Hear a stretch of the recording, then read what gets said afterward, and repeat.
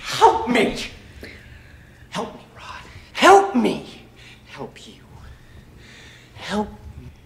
Help me. Listen, help you. Have y'all ever had one of those days where you literally, you woke up, everything was going well, and then all of a sudden something jumped in on you and you said, you know what? This is a test and I intend to pass it. Well, that happened to us as I was working on today's episode. You will notice I don't have on the same shirt that Cherie has on. She actually changed shirts, but she had another white shirt to make y'all think that she had on the same thing, and it's not true because we couldn't use our original footage, y'all. Here we go. In 3, 2, 1. It was terrible. Cherie, It's okay. It actually lines up with what we're going to be talking about today. When things cut in on you. What cut in on me was I actually broke my ankle here in Panama. Yeah, it was a whole thing. Stay tuned. We're going to tell y'all all about it and how she made a comeback. Her setback was a setup for a comeback. Stay tuned for another episode of Behind Closed Doors with the Brookses.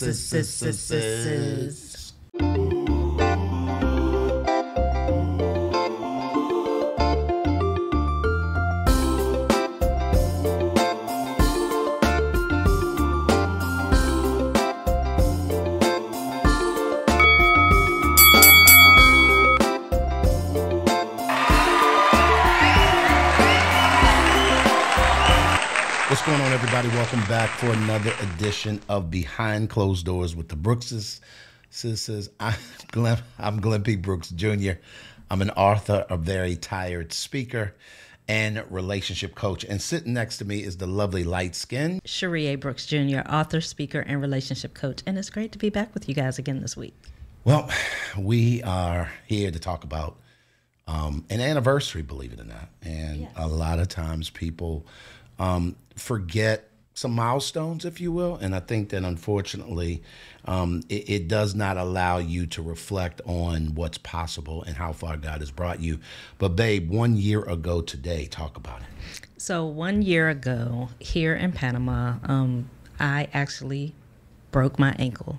I went for a walk, going to the grocery store, tripped and fell and broke my ankle. And so it has been a year of recovery, a year of reflection, a year of what could have been a setback, but it did not turn out to be. Well, actually, I think it was a setback in a lot of ways, and I want to talk about it, babe, because sometimes I think that we view setbacks as a bad thing.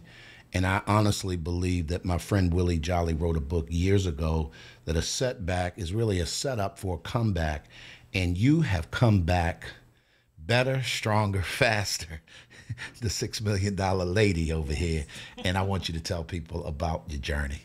So when I said, like Glenn said, a lot of times when we think about setbacks, we think about the negative aspects of it. But it was definitely a setback, and not from a negative perspective. It could have been negative. And what I mean by that is that when I fractured my ankle, the initial the thoughts that I got from other people is that they thought we were going to leave and weren't coming back. They thought we were going to leave Panama. We were done. We were going to give up on it. It was Panama's fault that I tripped and fell and fractured my ankle. And it was going to end this new chapter that we had started in our life with moving to Panama. But for me, it actually helped to highlight my resilience. It helped to highlight my perseverance.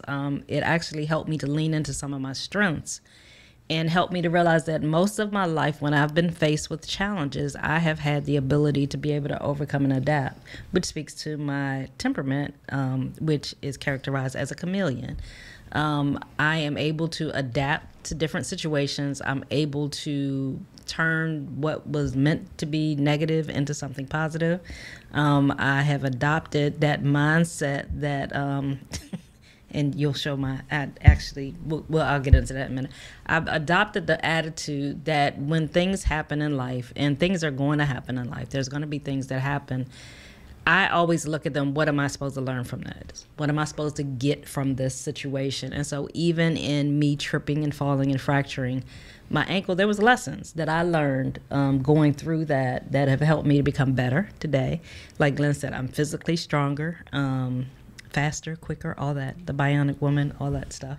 Not so much faster. I ain't running real fast, but mentally, spiritually, emotionally, I'm definitely stronger. When I think about you, you and I have been married for 25 years in a row, and I know this person to be true, and that is from the day I met you, babe, as a single mother, doing all the things, having been married twice before me, now having to forge through life in a way that you did not plan. Went into the Marine Corps. Obviously, this is all prior to me, but all of that was a reflection of your ability to lean in, not make excuses, but be able to say, you know what, this isn't what I planned. This is not what I planned for, but we here now. And so the question becomes, what we gonna do about it? Right. So as the healing process goes, for me, the physical part of it wasn't the hard part. One thing that I've learned about myself is that I have a high tolerance for pain, which was evident actually when I fractured my ankle, because when I fell and fractured it, I didn't realize it was fractured. I actually got up and finished walking to the store, grocery shopped, and then came home. And I need to stop you for 1 second, and I know y'all don't like it when I cut Cherie off, but I gotta jump in and say that this, for me, lends to what I would call the Marine Corps crazy.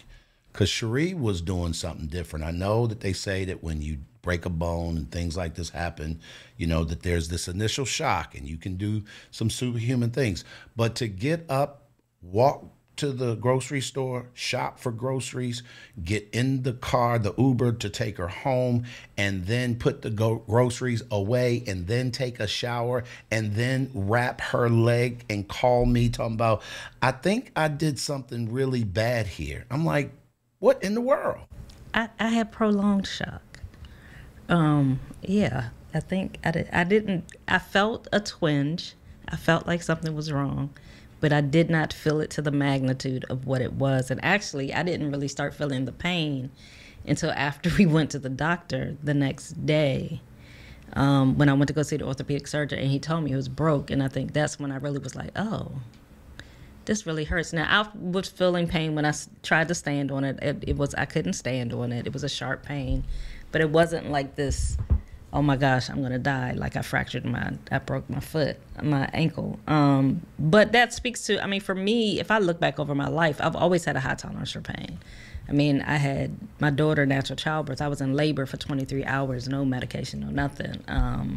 I've had other injuries, things that have gone on, and I just have a very high tolerance for pain. So for me, the physical pain wasn't the challenge. The challenge for me physically was the inability to be able to get around. The inability, because I fractured my right ankle, but my left ankle, I had a severe high sprain, and so I couldn't put weight on either one of my feet for almost 6 weeks. No weight on your feet. I had the boots on, but I couldn't put any weight for 6 weeks. So I had to shuffle off the bed into the wheelchair, shuffle out the wheelchair. I'm gonna be a little graphic, onto the toilet, because I couldn't stand up to do anything. And so that was more painful for me, I guess, than the actual physical pain. But the blessing was, by coming back, so I went to the States, had surgery. And I've told all of the details, so I'm not going to get into all of that here per se, but went to the States, had surgery, came back here to Panama to do physical therapy, because physical therapy here, I was able to have a therapist come to the house 3 days a week. That, I think, along with actually being here, because of the time of the year that it was, this happened in October, so it was going into winter. Had I stayed in the States for recovery, because of the weather there, I would not have gotten out and gone to physical therapy every week. The weather in of itself would not have lent to a broken bone. It would have made it much more, it would have aggravated it because of the cold. My mood would have definitely not been as cheery as it was here in 80, 90 degree weather. And so there were a lot of factors that played into it. And so physically, having the in-home therapist helped to speed up my physical recovery. But I think also being here in this environment helped me with my emotional recovery, because it would have been very easy for me to just be like, I quit. I don't want to stay here. I don't want to be here. You know, like I said, that whole blaming Panama because it was Panama's fault that I tripped and fell. But at that point, we had only been here not even 6 months, and we were just starting to build relationships. But that was something that actually proved to be beneficial because the relationships we had built, I had to learn to be vulnerable and actually ask for help with these people that I had not known that long. You know, I want to jump in right there, babe, because I think a lot of times when I was just having a conversation with someone earlier today, and one of the things that they expressed to me was they were in a particular situation and they needed to talk, but their own habit of not talking was getting in the way of asking for help. Because a lot of times we know we need help, but we don't know how to articulate the words, help me. You know what I mean? Actually say, help me. Like, that's a thing. And after talking to this person, I realized that this is a construct that many of us, because of how we were raised, we grew up thinking that there was something wrong with asking for help. And had it not been for the new community that we had started building, and shout out to everybody who had something to do with Cherie's recovery, both here in Panama and in the States. If I start naming names, I'll get in trouble because I'm sure I'll forget somebody. But you guys came through, I mean, so amazingly so, in such a way that it relieved the pressure of me stressing that my wife was in a situation that, quite frankly, there was nothing physically that I could do about it.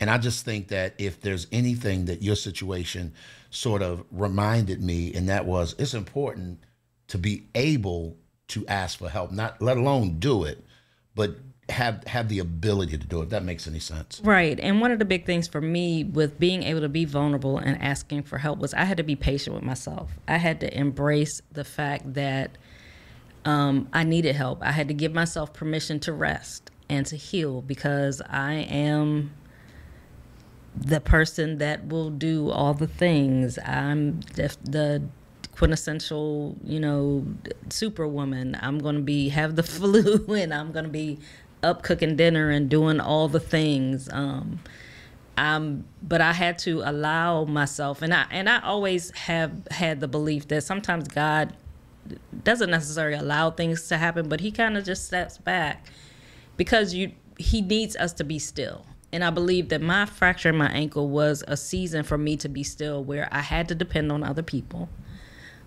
which was probably really the first time in my life I think I had to be that dependent on other people ever.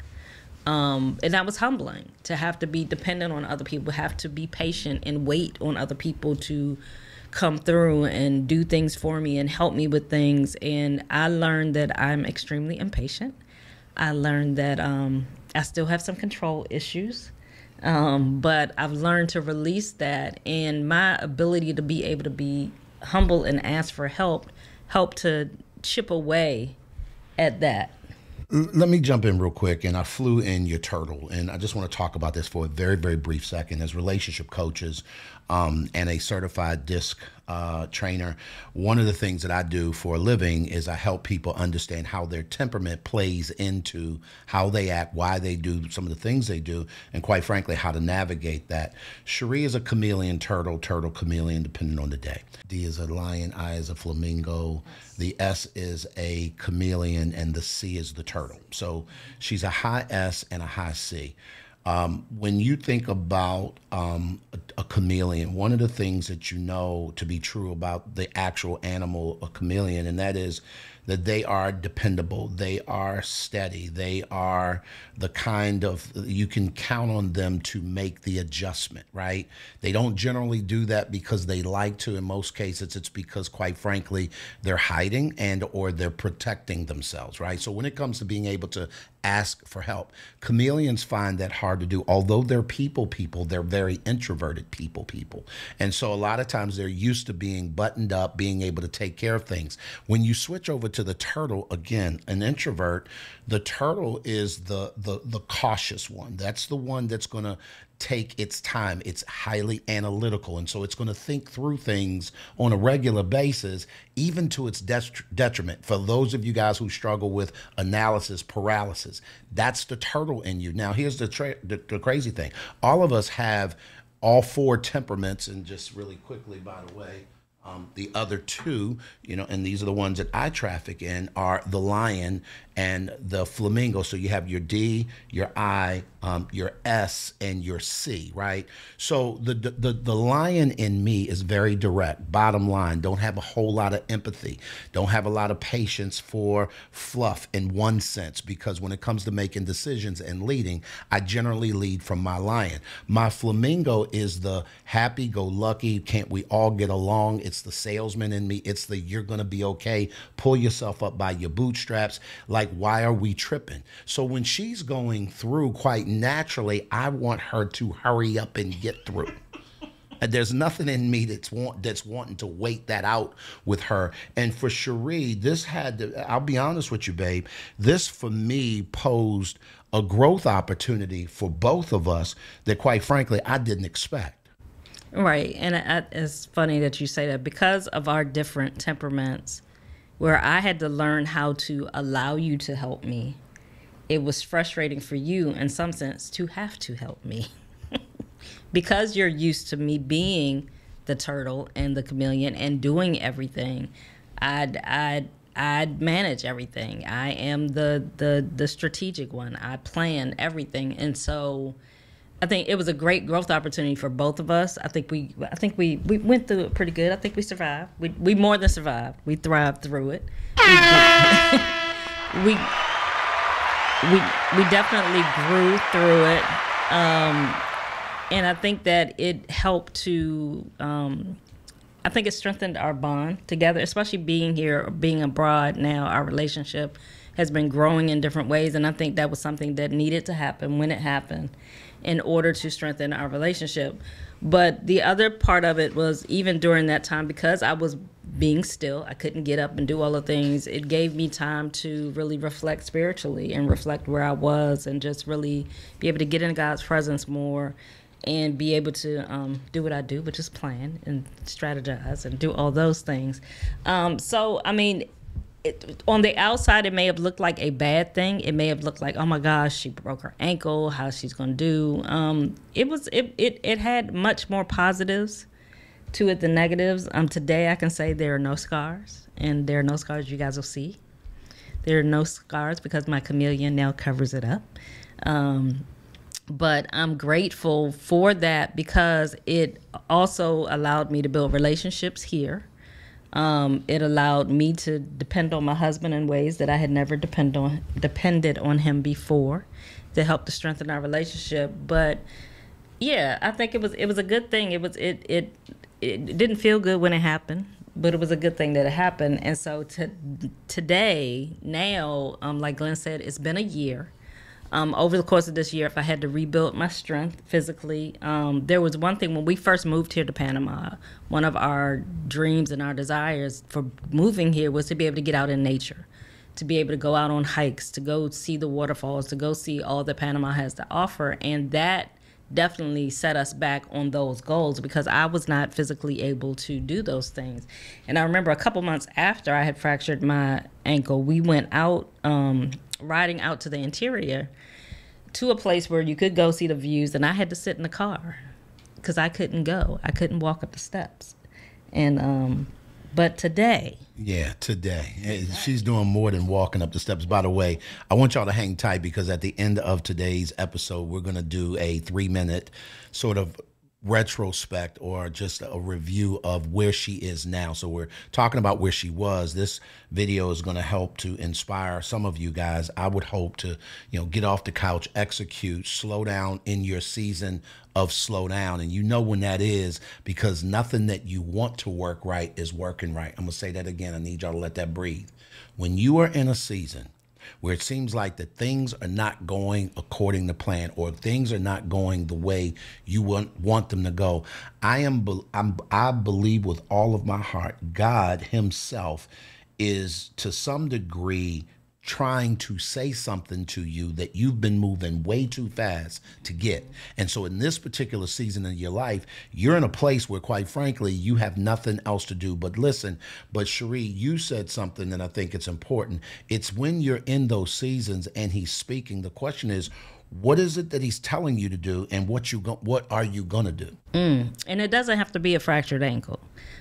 We all go through trials. We all go through things, and particularly in marriage, you're going to go through situations, but it's how you respond to those situations. And I think this was a prime example of how, something that could have turned out to be very negative, that could have, even set aside, I fractured my ankle, but even the testing between us with him having to care for me in ways that he had never cared for me, that could have gone really bad. That could have been, I could have been impatient. I could have gotten an attitude, and full transparency, we had our moments, but it could have been really, really ugly. It could have turned to, into this really big thing that could have separated us. But we chose to put our feet, press in and press into each other. And we grew closer through that. But I think oftentimes when couples go through things, when things happen, when your plans change, you were planning on doing this and something cuts in, your plan is that, y'all going to buy a house in 5 years and then you lose your job, or the market changes, whatever, or you weren't planning on having kids and you're having a child now, and that kind of cuts in on your plans, or, things happen in life that are not a part of our plans.